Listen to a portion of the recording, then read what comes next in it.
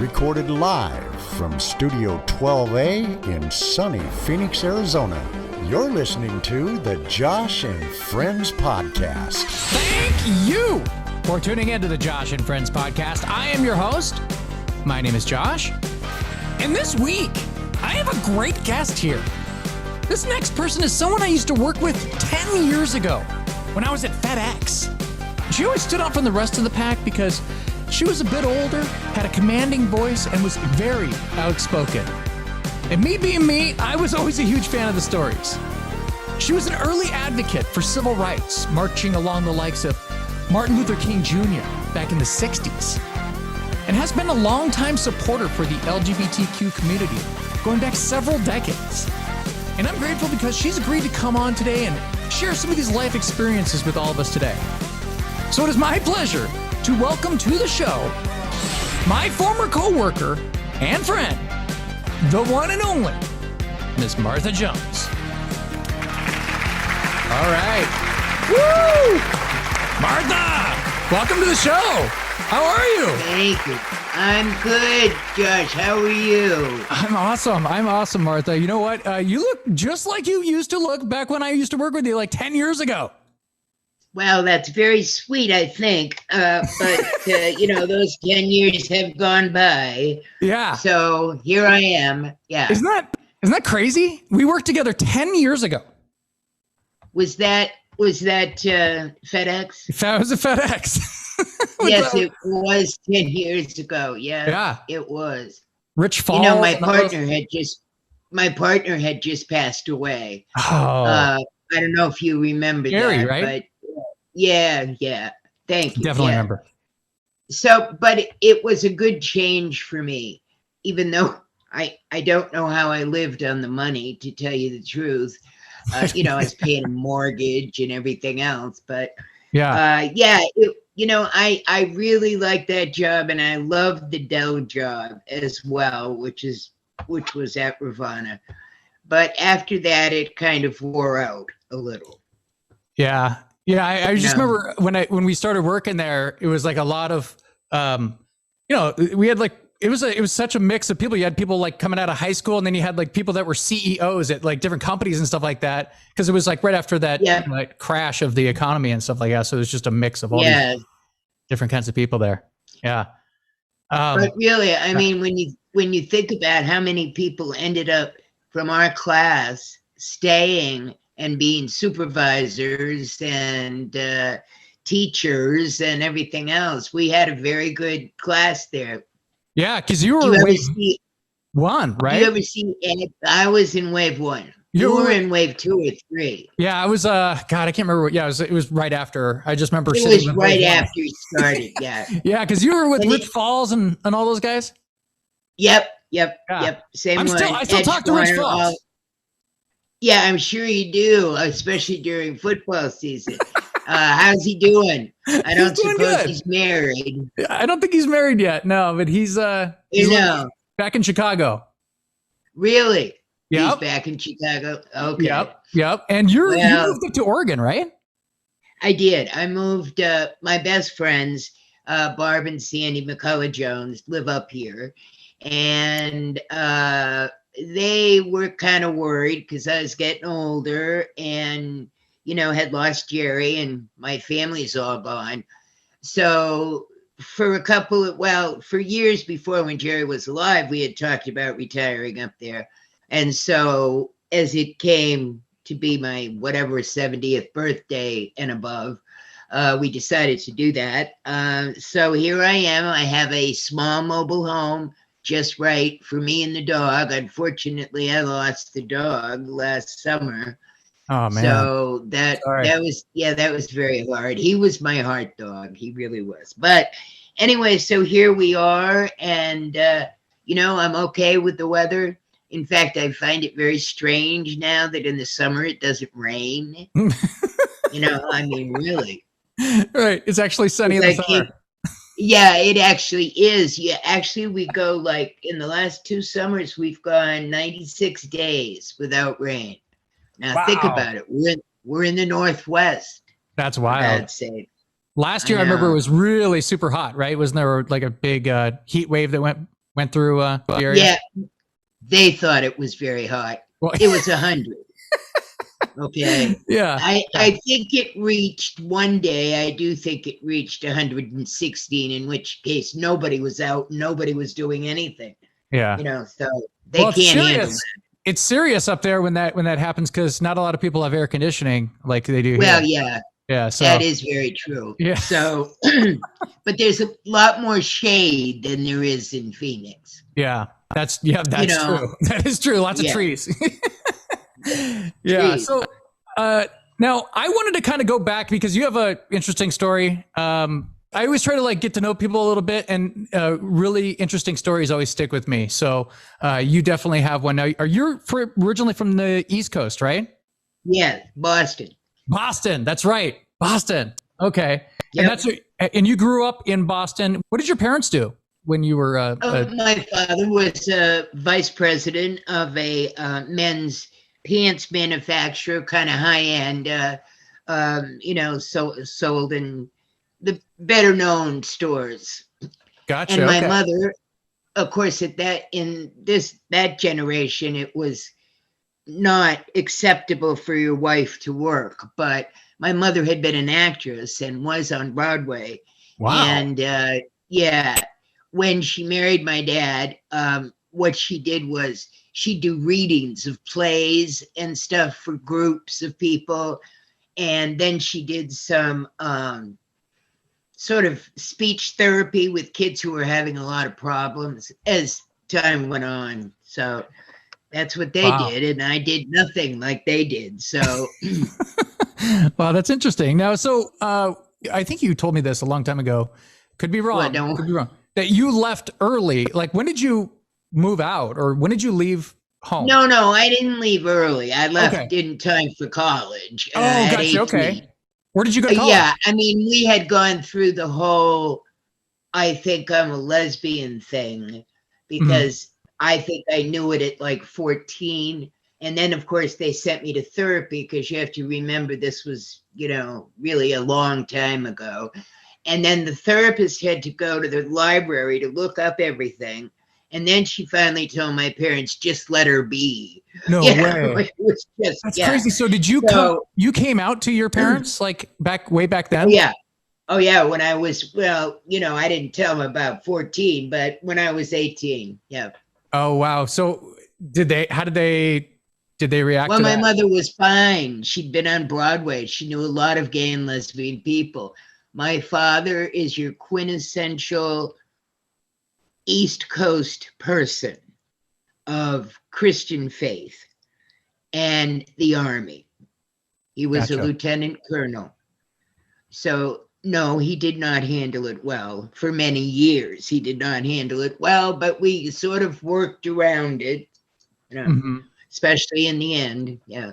Now, when you say that he didn't handle it well, was it like, did he like get really upset and did he like yell and stuff like that? Or just kind of go like silent, or how was that? That was silent treatment. Yes. No, like my father, nothing. If he needed to speak to me, he spoke through my mother. Luckily I went to college the next year. So, when I came home, he was more amenable to talking. We could talk about everything but that. So, gotcha. And he finally came to terms with it 6 weeks before he committed suicide at 92. Oh my gosh. I didn't know that. Yep. Committed suicide at, what did you say, 92? Yep.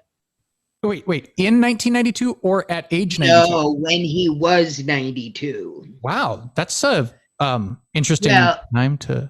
Now this is interesting too. The coroner from Sun City, because he was living in an independent apartment. I mean, he was health-wise, he was fine. And when the coroner saw me finally, he said, "You would be surprised how often this happens." And we just put down natural causes, because they're so elderly anyway, who's going to question it? So, and I realized he didn't want to be here anymore. He hadn't for many years since my mother died, which was a long time ago. And so that was the only way he felt he could exit, Wow. Yeah. So And yeah, that was interesting. It took me a while to get over that. gosh, when was this? I mean, like This was, I think 2012.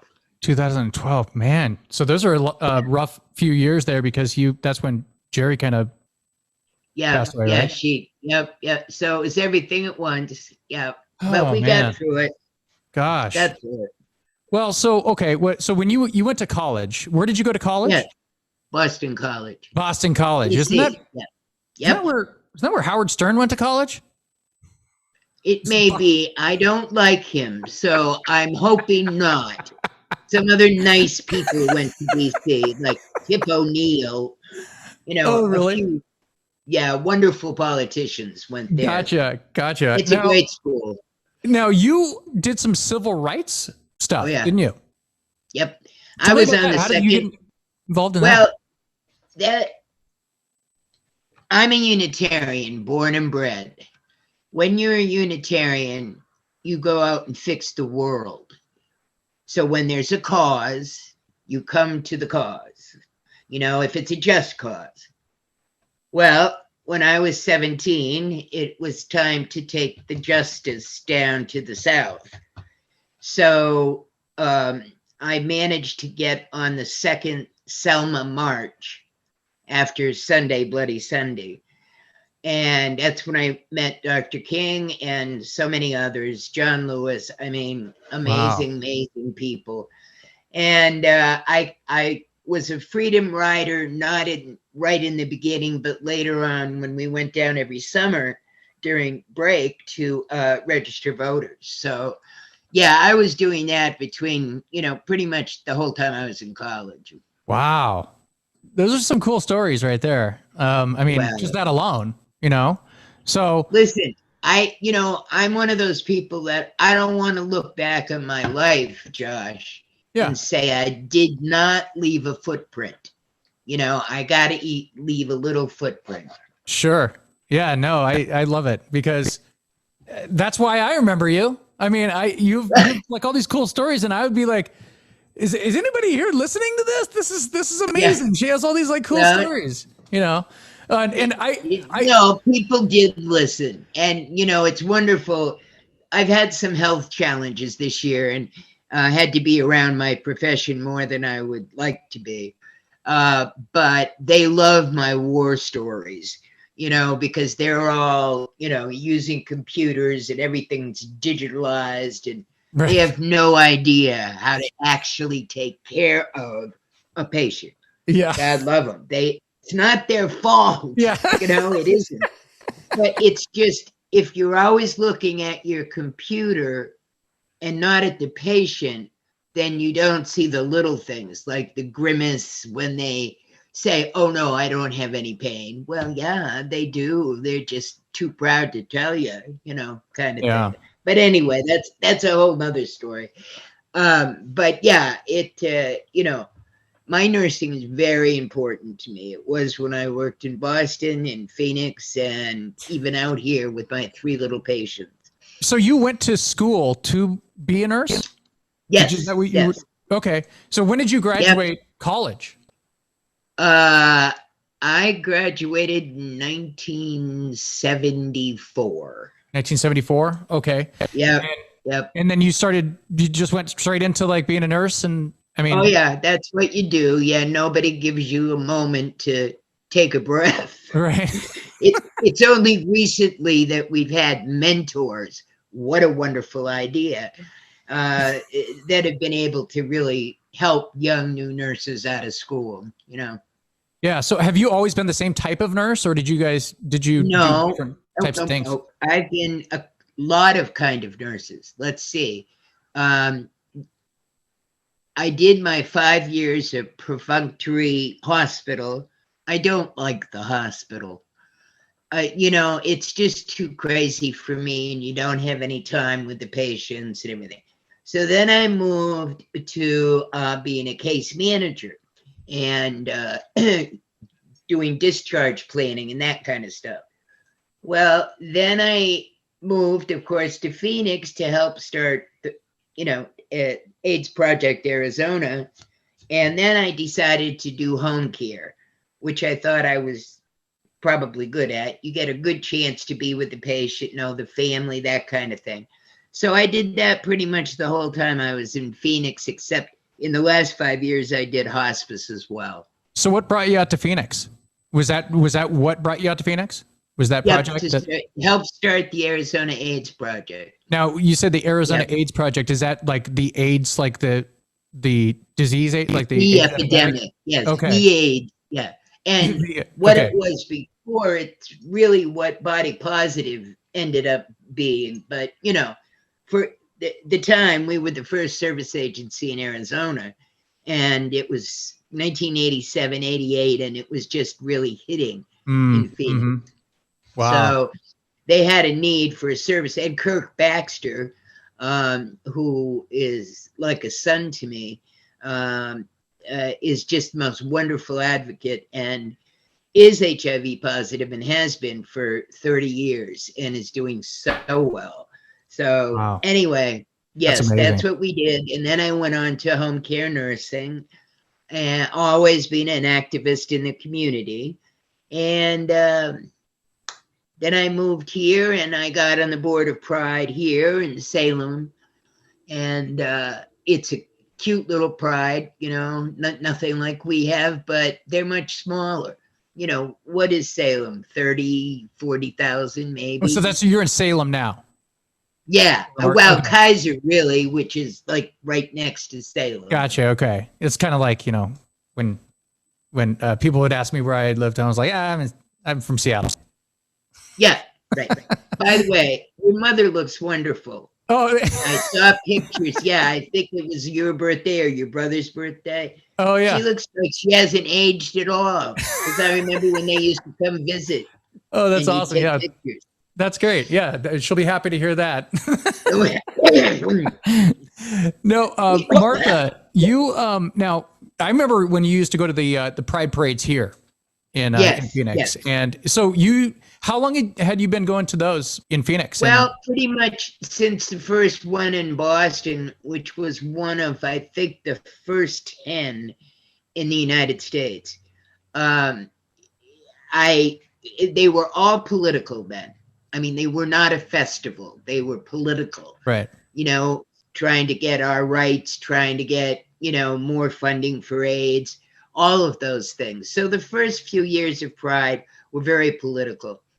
After that, it's sort of, and I think because of changes we had brought on, it's become more of a festival, a time for us all to get together, and not necessarily or very much, less than I would like to see, interest in politics. Things have come a long, long way since since the old days. Yeah, like now, like you see these younger kids, they don't even think anything of it, right? Like nothing. Oh, and nobody thinks anything. Well, and nobody thinks anything of them. Right. Okay, fine. You're my brother. I love you. Go away now. It is part of the footprint I think I've left. And that makes me feel really good because I remember in Provincetown, Massachusetts, the first time I went, which I think was about 1965. Wow. They had to flip a light if the cops were coming in because there was no same-sex dancing. Just dancing. Then. Wow. Dancing. Yes. Never mind anything else. So, I am thrilled at the changes. I still expect that I know there's a great deal more we need as far as protecting our rights, but we've come a long way. And of course, the Marriage Act, everybody put so much money and time into getting marriage passed that we sort of got some of the other things that we have to do, like make the workplace safe. Now we're talking about, no, I'm not gay in Florida, like it didn't exist. So, there's still lots to do. And especially in Oh. this environment, this very difficult, I hate you, you hate me, society right now with So, the terrible yeah. war. It's interesting how things are because it's a interesting time because you still have the older kind of like the older politicians that are still think the old school, but then you have the younger people that are coming up who, like we just mentioned, they think nothing of it, like at all, like nothing. They're like, I don't understand. They can't even comprehend how it used to be back in the day. That's how much it doesn't matter to them. Well, yeah, I know. And in a way, I'm very glad. And in another way, I wish they were felt a little less safe, if you know what I mean, because times change and we're in a very pivotal time now. We got to really make sure that our rights are not taken away, that we do not let Russia win this war, because that'll just empower him to do anything. We're just in tough times right now, for the whole world, I think. Yeah, it's a weird time right now. It is. Yeah. It is. Martha. And I feel, yes. Yeah. How, I have to ask, because, we're just piggybacking on this topic here. You did mention Gerrie before. Yes. How did you meet Gerrie and where was this? I met her when we started the Arizona AIDS Project. She was a doctor of clinical psychology, and she had volunteered as soon as we opened our doors, and volunteered to talk to people, give free therapy, whatever was necessary. And, over time, these things happen. And, she was never a lesbian before. She had been married, had a child. And I think I may have been the only lesbian she could be with, just because of the relationship we had. But it was a wonderful 30 years. I just wish she didn't have to go through as much as she did at the end. But yeah, so she had cancer? No, she had, this is so strange. I spent a year and a half after she died trying to get an actual diagnosis, because there were all these scattered things. She wasn't a diabetic, and it was very hard for her to control her blood sugar. So that's one thing. And then her white matter in her head started swelling. Nobody knew why. And they tried all these drugs, nothing made it go down. And when she was in that state, I would come home and find her on the floor unresponsive. Oh my goodness. So we'd have to, run to the hospital, go on a ventilator, do whatever was necessary. And in the end, she just told me, I'm done. And I knew what she meant. We had talked about it many times. So that's awful. Anyway, that's 30 terrible. years is a long time to spend with somebody. 30 years. That is. Now, are you with anybody? I'm currently dating a gal right now. Yes, but yeah. Oh, well, that's so nice to hear. I still expect you to some point get married. Now, were you ever able to officially get married, or at least have a ceremony? Yes. With Well, Gerrie? no, we did it in 2004 in Massachusetts, which had already passed it. Gotcha. And we did it again. Yeah, and we did it again as soon as it was passed, which was really just before she died. So, yeah, we were legally married, got the certificate and everything. Well, that's cool. That's great. I mean, at least you got to do that. That's a nice Absolutely. kind of deal, right? Yep. Yeah. And when was that? That was after I moved here that they officially made it across the United States, I think, right? Oh, yeah. I'm trying to think. 2011 or 12 or 2007, maybe. I don't know. Or was it? I don't know. It was something. Yeah. I know I moved here. Yeah, it was 2000 and as monumentous as it was, I can't remember the date. So right. Now, Martha, I used to go up to you at work, and I used to love this because I'd be like, man, I have this, like, I was shaving and I have this like bump and it's getting bigger. Do you remember that thing on like my neck? And I was like, what is do. I do. And I was like, My this is goodness. horrible. Yeah, I mean, it was growing in front of me. I remember that. And I would go through and you're like, you need to probably get some antibiotics. Yeah, really, right soon too. I thought it was funny though, because I was like, Martha, this is just not good timing. I have my birthday coming up, and I go, am I able to drink on this stuff? And you're like, you could probably don't worry about have a it. beer or two. And I go, okay. And you're like, maybe a shot. And I'm like, I'm liking where this is going. Yeah.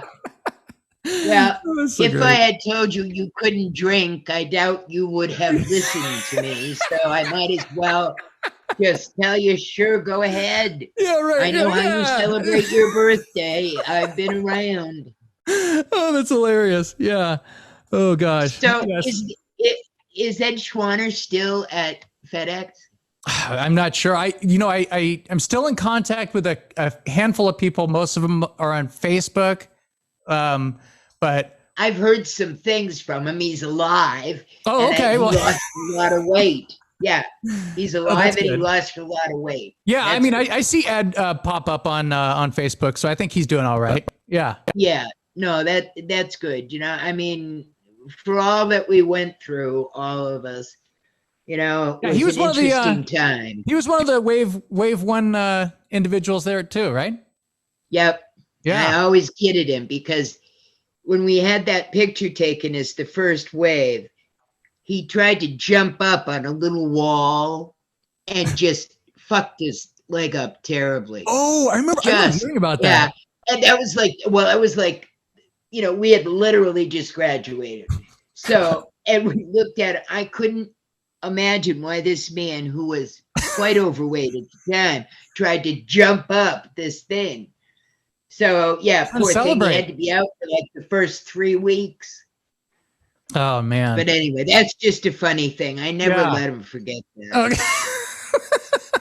Okay. Oh gosh. Now, I always tell people about that job because, as we mentioned before, Martha, that place was like, it was an interesting mix of people, but Oh, yeah. I mean, It was there was very some eclectic. there's some crazy things that happened in that place. And I don't know if you remember all the stuff that used to happen at that place, but do you remember that Steve Clunk that used to work there like later? I don't know. Yes. It's Steve Clunk. And Yeah. and him and I would just walk around going, good Lord, what is going on here? Because there was just so much like chaos going on. And you usually stayed, way out of it. Oh, yeah. Pretty level. Like when I'm working. Otherwise, Yeah. And I loved the 5 o'clock in the morning shift. I just loved that. Oh, yeah. Oh, Because gosh. really, for the first 2 hours, you couldn't get hold of anybody. So, Right. I know. I don't know why they didn't figure that out. Yeah, it's just it's all about the dials. You're like, dial. Yeah, just dial. Okay. Oh, it's so funny. Yeah, but Martha, now I want to ask you just like a few kind of like random questions. I always like to ask people where they were during certain events, like JFK, the JFK assassination. Do you remember where you were when that happened? Absolutely. I was in LPN school because I was an LPN before I was an RN. And we were giving baths to each other to teach us how to do that. And the instructor came in and said, I have terrible news. The president has been assassinated. And everybody but me started to cry because I didn't have enough information, And she looked at us and she said, stop your crying. You're nurses now. You must be strong. Wow. That was the end of that until we got off duty, and then we could watch the TV and what really happened. I was like, that's a little cold. Yeah. Yeah, right. That's pretty traumatic. I mean, yeah, it was kind of, yeah. I mean, you even saw what was the Walter Cronkite was even taking off his glasses, and it was a crazy scene. Absolutely, man. You see films at that time, you have to understand that the country had just come through a very bad time. So seeing this young, vital war hero was such a boost to the little people, the ones that really believed they were forgotten. And even though he was from a family up here, he knew how it was to be in South Boston. And, what he did was bring a great deal of hope to my generation. Then it was a tough time, but we got through it. Like we have everything. Yeah. Yeah. I think I have you frozen here. I don't know if you. Oh, I moved in. There we go. All right. Shall we dance? Okay. I'm not frozen. That's awesome. So now, Martha, a couple months after JFK was assassinated, the Beatles came on Ed Sullivan. Yes, I remember that. Now, do you? I do. Were you excited? Like, how old were you when that happened? Were you excited to see that? I was 18 or 19. Okay. No, I mean, I can't even say I liked their music in the beginning. Yeah. I mean, it was so like one chord, it really was. But then the Stones came and I loved them. And then people like Joplin and, God rest her soul, Aretha Franklin, Yeah. people like that I don't think we'll ever see anything like them again. So you're more into like the soul and the blues and like that kind of stuff. Yeah, I love jazz too. Yeah. And good old rock and roll. Yeah. Yeah. I remember I used to walk up to you and I used to go, because I don't know. Martha's an older, I think Martha's making a comeback actually. But I'm just talking about names now, because I knew a couple Marthas maybe growing up, but I've only met yourself and I think one other person that is a Martha. And me too. I've only met about 5 in my life. Oh, really? But I'm going to smoke. Oh, okay, that's fine. I'm going to smoke instead of okay. Yeah. So Martha, I already have COPD. Oh man. Well, Martha, when I used to come up to you and I used to ask you if you liked the Beatles song "Martha, My Dear," because I was like, yes. Actually, I did like that song very much. The White Album is my favorite of the Beatles. Anyway, that is a good album with because it's like it's almost kind of like a throwback song too, like "Martha, My Dear," So yeah, it is. Rocky Raccoon. Yes, exactly. Now, Martha, do you know that song is about Paul McCartney's dog, Martha? No, but it's fine. Yeah. I didn't care. What is Rocky Raccoon about? Some dead raccoon. I think about a dead raccoon. Yeah. But anyway, yeah. All right. Now, speaking of dogs, now you had your dog Jake, right? Right. He was 14. Oh, what kind of dog was Jake? He was a Labradoodle. Oh, gotcha. Okay. He was my heart dog. Yeah. Oh, so you had Jake for 14 years, right? Since he was 8 weeks old. And so it was last year in 2020 that you said you had to put Jake down? Yeah, he developed, as most large dogs do, back end arthritis. And he was at the point that he couldn't really feel when his back legs went out from under him. And I couldn't stand the anguish on his face. God. It's like, Mommy, I don't know what to do, So we did some hospice for a while, and I took him on his favorite drives, and we went to the ocean, and then it was time. Couldn't see him suffer anymore. Wow. It's always a terrible thing, but he was my heart dog. So, wow. Well, that's... Yes. And I will get another dog. But okay. Well, you asked me before. Yeah. Yeah, well... you asked me before about health issues, and actually I have a fairly large one. I have to have a valve replaced. in my heart, and it's the valve itself is really bad, so they have to do it kind of soon. Oh, so wow. I'm going to wait until after that to make sure that I'm good enough to walk him and do whatever needs to be done. Wow. Well, good luck with that. I mean, yeah, keep me Thank posted on you. that. Absolutely. Always fun talking to you, Josh. Yeah, It always absolutely. is. If you want me to come on again, this is fun. Yeah, absolutely, But Martha. I always enjoyed talking with you as well. You know why? Because you're a good listener and you ask good questions. Appreciate it. Don't forget That's awesome. that. That's awesome. All Well, right. hey, Martha. All right, sweetie. Thank you. Good to see you. Absolutely. And I loved working with you. It was always wonderful. So, all right, for Martha Jones, I am Josh. And as always, thank you for being a friend. Thanks, Martha. Thank you, Josh. Bye-bye.